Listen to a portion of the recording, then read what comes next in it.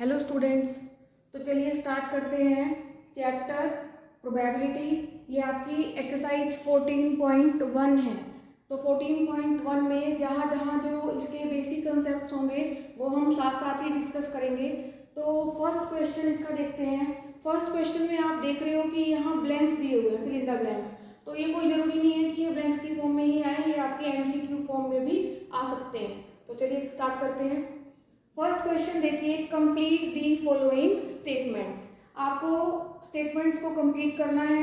First question है probability of an event E. कोई एक इवेंट ई है, उसकी probability plus probability of event not E is equal to. तो ये आपको कोई एक event probability of event E plus, इसको ऐसे भी लिख सकते हैं, मैं लिख के बता रही हूँ, probability of event E plus probability of event not E. अगर नॉट ई लिखना है तो हम ऐसे भी लिख सकते हैं या हम इसको ऐसे भी लिख सकते हैं नॉट ई, दोनों ही ठीक है। तो यहाँ हम ऐसे लिखें, दोनों लिख के बता रही हूँ। तो दोनों की प्रोबेबिलिटी क्या होगी, इवेंट ई होने की और उसके ना होने की प्रोबेबिलिटी क्या होती है, 1। तो यहाँ भी क्या हो जाएगा, 1। ये आपका 1 मार्क पे क्वेश्चन भी आता है, चाहे ऐसे लिखा हुआ है तो इसको भी आप कैसे रीड करेंगे, नॉट ई। ये भी क्या है, नॉट ई। तो इसकी प्रोबेबिलिटी क्या होती है, 1। तो यहाँ हमारे पास क्या आ जाएगा, 1। Probability of an event E plus probability of event not E is equal to 1। Second देखिए, the probability of an event that can not happen is.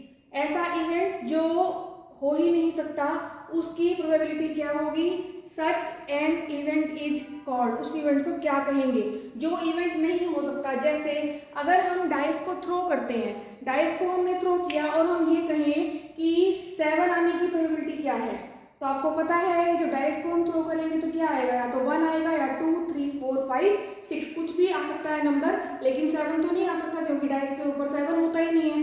तो उस वाले केस को हम डिस्कस कर रहे हैं, उस टाइप का। तो यहाँ क्या आएगा, देखो, probability of an event that can not happen, जो हो ही नहीं सकता, उसकी प्रोबेबिलिटी क्या होगी, that is 0। Such an event is called impossible event. इसको बोलेंगे इम्पॉसिबल इवेंट।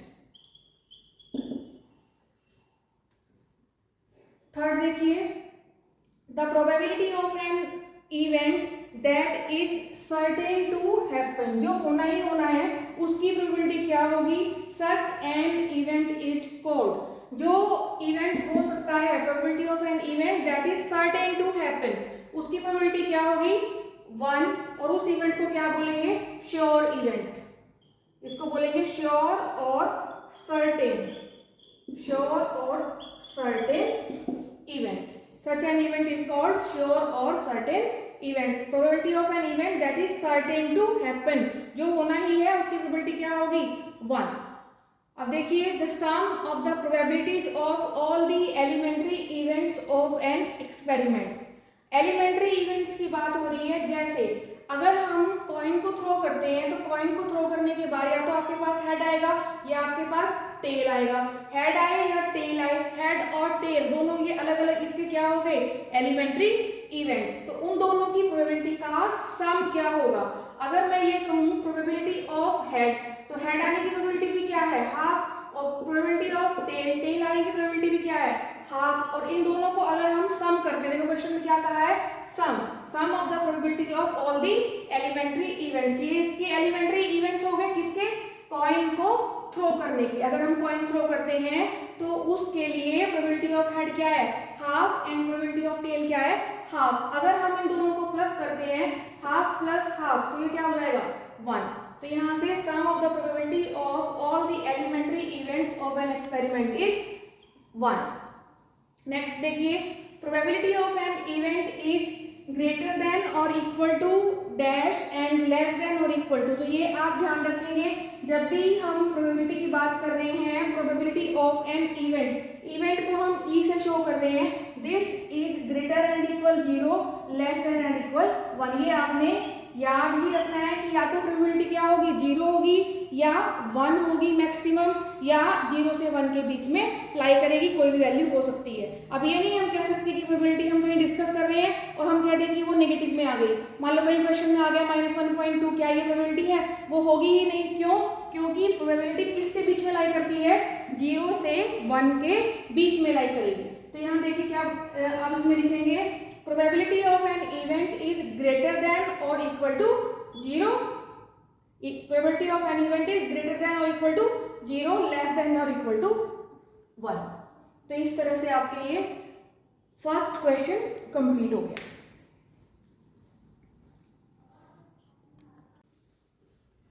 चलिए शुरू करते हैं क्वेश्चन नंबर 2।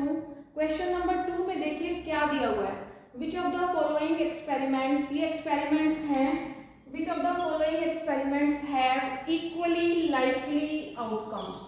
अब ये इक्वली लाइकली की बात कर रहा है, तो इक्वली लाइकली आउटकम्स होते क्या हैं, तो हम इसको डिस्कस कर लेते हैं पहले ताकि हम इसका आंसर दे पाए। इक्वली लाइकली आउटकम्स, अब देखिए जैसे हमने हेड और कॉइन में हेड और टेल की बात करते हैं हम, जैसे तो कॉइन है, कॉइन में अगर हम उसको थ्रो करते हैं, कॉइन को थ्रो करने के बाद या तो हेड आता है या टेल आता है, ठीक है। अब हम इसको डिस्कस नहीं करेंगे इसमें कि आपने कॉइन थ्रो किया, आप कहें कि कॉइन थ्रो किया, थ्रो करने के बाद वो इधर उधर चला गया, या हम ये कहें कि कॉइन को हमने थ्रो किया और वो उसमें हमने उसको जब थ्रो किया तो वो ना तो हेड आया ना टेल आया और वो सीधा खड़ा रह गया, ये सारे नेग्लिजिबल है, इनको हम डिस्कस नहीं करेंगे इसमें। हम केवल ये बात कर रहे हैं कि कॉइन को हमने थ्रो किया तो या तो हेड आएगा या तो टेल आएगा। तो उसमें आपसे पूछा है कि देखो यहाँ से कि इक्वली लाइकली आउटकम्स की बात कर रहे हैं क्वेश्चन में, तो यहाँ से कॉइन को जब थ्रो किया या तो हेड आया या तो टेल आया। अब हेड और टेल के आने की प्रोबेबिलिटी क्या है? अभी हाफ प्रोबेबिलिटी क्या हो जाएगी कि हेड आए, हाफ प्रोबेबिलिटी क्या हो जाएगी कि टेल आए। तो ऐसा आउटकम जिनके ये इक्वल रहते हैं तो उनको क्या बोलते हैं? Equally likely outcomes. हम एक और एग्जांपल ले सकते हैं, जैसे हमने डाइस लिया, डाइस को थ्रो करते हैं तो वहां क्या है, डाइस पे आपको पता है नंबर कौन कौन से रहते हैं, 1 2 3 4 5 एंड 6 ये रहेंगे। तो अब हम थ्रो कर रहे हैं, तो थ्रो करने के बाद ये हो सकता है कि 1 आए या 2 आए या 3 या 4 या 5 या 6, कुछ भी आ सकता है। तो इसके 1 आने की प्रोबेबिलिटी क्या होगी? तो हम प्रोबेबिलिटी का आपको पता है कि इसका फॉर्मूला क्या रहता है, favourable outcome upon total number of outcomes. तो टोटल आउटकम्स तो यहाँ कितने हो गए? 6 आउटकम्स टोटल हो गए। तो इसकी प्रोबेबिलिटी क्या हो जाएगी? फेवरेबल 1 हो गया कि हम 1 की बात कर रहे हैं कि 1 आया, तो टोटल कितना हुआ? 6। तो हम क्या लिख देंगे? 6। तो ये हो जाएगा 1/6। ऐसे 2 है, अब यहाँ आप ये नहीं कहोगे कि हमारा 2/6 आ जाएगा, नहीं, अब 2 आने की प्रोबेबिलिटी 2 आएगा तो वो एक ही बार 2 ही तो आएगा, तो उसको हम क्या लिखेंगे? 1/6। ऐसे 3 की भी 1/6, 4 की 1/6, सिमिलरली 6 तक हम क्या लिखेंगे? 1/6। तो आप देख रहे हो ये सारे क्या हैं? Equally likely outcomes. यही हमें डिस्कस करना था। तो आप यहाँ देखिए, आप क्वेश्चन पे आ जाएं। फर्स्ट क्वेश्चन है, driver attempts to start a car. अब कार को स्टार्ट कर रहा है, द कार स्टार्ट्स और डज नॉट स्टार्ट, कि कार स्टार्ट होगी या नहीं होगी।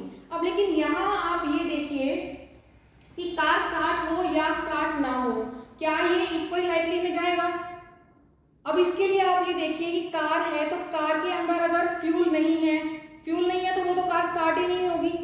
हम की लेकर नहीं आए तब भी कार स्टार्ट नहीं होगी। बैटरी वाली कार है और अगर वो चार्ज नहीं है तब भी क्या होगा?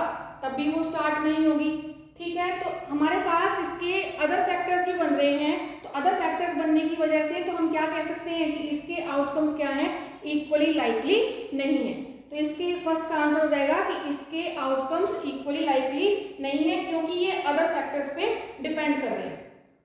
सेकंड देखिए, a player attempts to shoot a basketball, he she shoots और मिसेस द शूट, कि या तो वो उसके अंदर डाल देगा बास्केटबॉल में या वो उसको उसमें नहीं डाल पाएगा।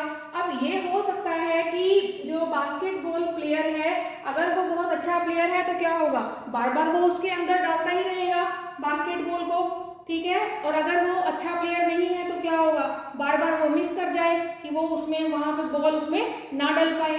तो इसकी चांसेस जो हैं वो हाफ हाफ नहीं है। हो सकता है एक बार स्टार्ट करने के बाद कर दे और हो सकता है कि वो बार बार ना कर पाए, तो ये इक्वली लाइकली में नहीं जाएगा। थर्ड देखिए, trial is made to answer a true false question, the answer is right और रॉन्ग। अब जहां तक बात है कि एक क्वेश्चन की बात कर रहा है ये, the trial is made to answer a true false question. एक क्वेश्चन है आपके पास, अब क्वेश्चन या तो ट्रू होगा या तो फॉल्स होगा, आपके पास ऑप्शन दो ही है, या तो ट्रू है वो या फॉल्स है, तो ठीक है, या तो आंसर ट्रू में जाएगा या तो आंसर फॉल्स में जाएगा, तो इसकी प्रोबेबिलिटी क्या हो जाएगी, हाफ हाफ। तो ये वाला क्या हो जाएगा, इक्वली लाइकली, ये हो जाएगा इक्वली लाइकली। ठीक है, नेक्स्ट देखिए fourth, a baby is born, it is a boy और अ गर्ल। अब बेबी बोर्न हुआ तो उसने बोला कि या तो ये बॉय है या ये गर्ल है, तो इसकी प्रोबेबिलिटी क्या हो जाएगी, हाफ हाफ। तो फोर्थ पार्ट का आंसर भी क्या हो जाएगा, इक्वली लाइकली।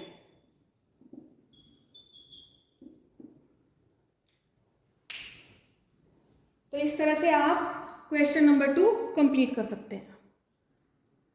चलिए स्टार्ट करते हैं क्वेश्चन नंबर 3। क्वेश्चन नंबर 3 में देखिए क्या कहा है, why is tossing a coin considered to be a fair way of deciding which team should get the ball at the beginning of a football game. तो football game में किसको पहला chance मिलेगा, which team should get the ball at the beginning, की starting में किसको मिलेगा chance. तो ये देखिए आप कि टॉसिंग अ कॉइन को इसको फेयर वे क्यों मानते हैं, ये पूछा है। तो आपको पता है, मैंने कराया पिछले क्वेश्चन में कि आप जब कॉइन को टॉस करते हैं, कॉइन को टॉस करने के बाद आपके जिसके आउटकम्स होंगे, आउटकम्स आपको पता है या तो हेड आएगा या तो टेल आएगा, और ये आउटकम्स कैसे हैं, ये आउटकम्स हैं इक्वली लाइकली। ये आउटकम्स कैसे हैं, इक्वली लाइकली, मींस इसकी प्रोबेबिलिटी क्या है, हाफ, और इसकी प्रोबेबिलिटी क्या है, half. Probability of head is half and probability of tail is also half. तो ये क्या है, इक्वली लाइकली, इसलिए क्या है, this is a fair way of deciding which team should get the ball at the beginning of a football game. तो ये इसका आंसर हो जाएगा। नेक्स्ट देखिए क्वेश्चन नंबर 4। क्वेश्चन नंबर 4 में क्या कहा है, विच of the following can not be the probability of an event. कौन सा इसका आंसर नहीं होगा। अभी मैंने आपको बताया पिछले क्वेश्चन में कि जो प्रोबेबिलिटी है वो हमेशा किसके बीच में लाई करती है, 0 से 1 के बीच में। 0 भी हो सकती है, 1 भी हो सकती है, और 0 से 1 के बीच में कुछ आएगा तो वो भी हो सकता है। लेकिन आप यहाँ देख रहे हो 2/3 है, ठीक है, इसको आप सॉल्व करेंगे 0 पॉइंट समथिंग आ जाएगा। यहाँ देख रहे हो आप, ये क्या हो गया, ये नेगेटिव में हो रहा है, -1.5 नेगेटिव में चला गया, और नेगेटिव में प्रोबेबिलिटी होती नहीं है। यहाँ आप देख रहे हो 15/100, तो ये भी क्या हो जाएगा 0.15, तो ये भी हो सकता है और ये भी हो सकता है। तो कौन सा आंसर आ रहा है, नेगेटिव ये नहीं हो सकती। Which of the following can not be the probability, option B is correct. तो इसका आंसर आ जाएगा ऑप्शन बी। तो इस तरह से हमारा क्वेश्चन नंबर 4 हो जाएगा। क्वेश्चन नंबर 5 देखिए, अगर प्रोबेबिलिटी 0.05 है, what is the probability of not E. अभी हमने किया है पिछले क्वेश्चन में क्या, कि probability of event E plus probability of event not E. आप नोट ई लिखे हैं, ऐसे लिख लें, दिस इज इक्वल टू 1। अब यहाँ दिया हुआ है T E is equal to 0.05, तो यहाँ आप इसमें रख देंगे, and probability of not E is equal to 1। यहाँ से आप सॉल्व कर लो, probability of not E is equal to 1 minus 0.05। आप देखो इसको माइनस करेंगे, ऐसे लिख लेंगे आप 0.05, तो यहाँ आ जाएगा 5, यहाँ आ जाएगा 9 और यहाँ आ जाएगी 0, तो आपका आंसर आ जाएगा 0.95। इस तरह से आप ये क्वेश्चन कर सकते हैं। अब आप देख रहे हो, इनको करने के लिए आपको पहले सारा बेसिक पता होना चाहिए, ये आपको क्लियर होना चाहिए कि इसका मीनिंग क्या है, ये आपको क्लियर होना चाहिए कि आप इसकी वैल्यू किस किस के बीच में लेंगे। तीसरा, आपको ये वाला फॉर्मूला भी पता होना चाहिए। तो साइड बाय साइड आप ये सारे फॉर्मूले लर्न करिए, उसके बाद क्वेश्चंस करिए। स्टार्ट करते हैं क्वेश्चन नंबर 6। अब क्वेश्चन नंबर 6 देखिए, अ bag contains lemon flavoured candies. Bag में कैसी कैंडीज हैं, लेमन फ्लेवर्ड, तो यहाँ लेमन फ्लेवर्ड कैंडीज ओनली लिखा हुआ है, तो केवल लेमन ही है, lemon candies. Malini takes out one candy without looking into the bag, बिना उसमें देखे वो एक कैंडी निकालती है। What is the probability that she takes out an orange flavoured candy. अभी किसकी बात कर रहा है, ऑरेंज फ्लेवर्ड कैंडी की बात कर रहा है, और है उसमें कैसी, केवल ओनली बोला, देखो ओनली लेमन फ्लेवर, जब लेमन फ्लेवर्ड ही है तो उसके अंदर से हम ऑरेंज फ्लेवर्ड तो निकाल नहीं सकते, तो इसकी प्रोबेबिलिटी क्या हो जाएगी, 0। दूसरा है लेमन फ्लेवर्ड कैंडी, उसके अंदर लेमन फ्लेवर्ड कैंडी ही है, अब निकालेंगे तो लेमन फ्लेवर्ड कैंडी ही आएगी, तो इसकी प्रोबेबिलिटी क्या हो जाएगी, 1। तो ये आपका ओरल क्वेश्चन ही था, तो आपने डायरेक्ट आंसर दे दिया है। देखिए क्वेश्चन नंबर 7, क्वेश्चन 7 में क्या कह रहे हैं, it is given that in a group of 3 students the probability of 2 students not having the same birthday, देखो नॉट की बात कर रहा है, not having the same birthday, और कितना है वो प्रोबेबिलिटी, 0.992। तो what is the probability that the 2 students have the same birthday. अब आपको पता है वो फॉर्मूला हमने किया है, कौन सा, देखो probability of E plus probability of, चलो मैं नॉट ई ही लिख देती हूँ, not E is equal to 1, ये आपको पता है। अब यहाँ से देखिए not having the same birthday, तो इवेंट कौन सा है कि वहाँ बर्थडे है उसका या नहीं है, बर्थडे की बात हो रही है, तो उसमें हम इवेंट के लिए, इस इवेंट के लिए तो प्रोबेबिलिटी नॉट के केस में यहाँ पे लिखेंगे, देखो नॉट है यहाँ पे, probability of not having the same birthday, तो कितना है ये प्रोबेबिलिटी, 0.992, 0.992, और हमें निकालना क्या है, probability that the 2 students have the same birthday। मैं यहाँ पे लिख देती हूँ probability 2 students have the same birthday, और probability 2 students not having the same birthday is 0.992, वो हमने डायरेक्ट वैल्यू रख दी है, यहाँ से क्या आ गया 1। अब हमें ये निकालना है probability 2 students have the same birthday is equal to 1 minus 0.992। अब देखो यहाँ 1 में से आप ये माइनस कर दो, 0.992 ये माइनस करेंगे, ये 8 आ जाएगा, 0 0 0, तो आंसर आपका आ जाएगा 0.008, ये आंसर आ जाएगा। तो इस तरह से आप क्वेश्चन नंबर 7 कंप्लीट कर लेंगे।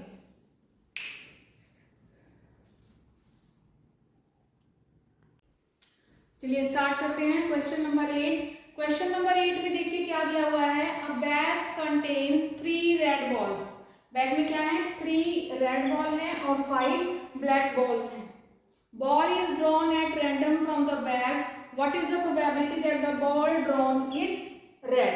प्रोबेबिलिटी निकालनी है हमें, ball drawn is red, red की प्रोबेबिलिटी निकालनी है। अब आपको पता है जब भी हम प्रोबेबिलिटी निकालते हैं तो प्रोबेबिलिटी क्या होती है, किसी भी इवेंट की प्रोबेबिलिटी क्या होगी, फेवरेबल आउटकम्स, ये याद कर लेना, फेवरेबल आउटकम्स अपॉन, मतलब जो हम निकालना चाह रहे हैं वो फेवरेबल में आ जाएगा, favourable outcomes upon total number of outcomes.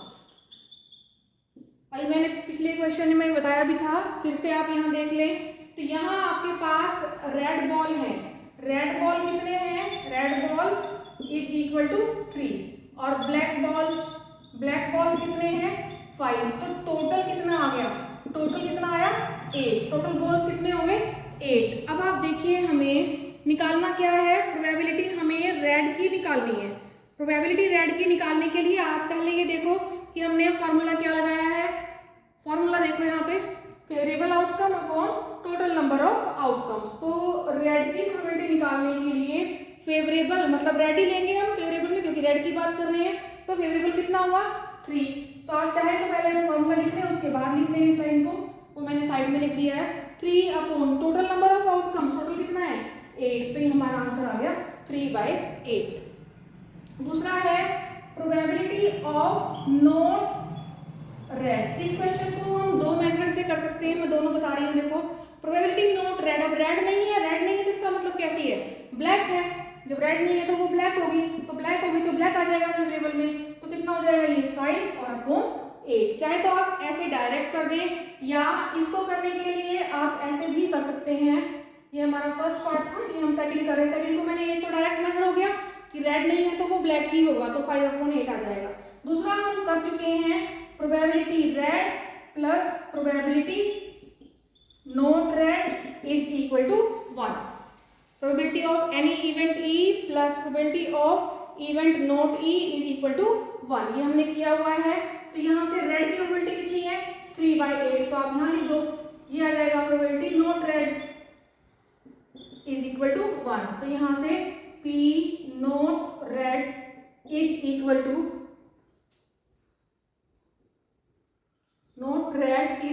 To 1 minus 3/8। 8 minus 3 5 LCM ले लोगे तो यहाँ से आ जाएगा ये 5/8। देखो आंसर हमारा दोनों केस में सेम आ रहा है। बस समझने वाली बात है कि आप इसको कैसे समझते हैं। नॉट रेड मीन्स रेड नहीं है तो वो कैसा है? ब्लैक है। ब्लैक है इसका मतलब ऊपर ब्लैक आ जाएगा और नीचे टोटल आ जाएगा। अब यहाँ पे ऐसे ही इसको समझने के लिए probability of red plus probability of not red is equal to 1।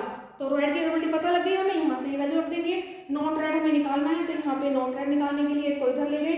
1 minus 3/8 that is equal to 5/8। तो इस तरह से आप क्वेश्चंस कर सकते हैं। 8th क्वेश्चन तक हमने कर लिए। इसमें जो जो फॉर्मूले यूज हुए हैं वो सारे आप पहले लर्न कर लें। लर्न करने के बाद आप उनको कहीं एक प्लेस पे लिखते जाएं, फिर उसको लास्ट में एक बार फिर से रिवाइज कर लें। आई होप कि आपको समझ आ गया होगा।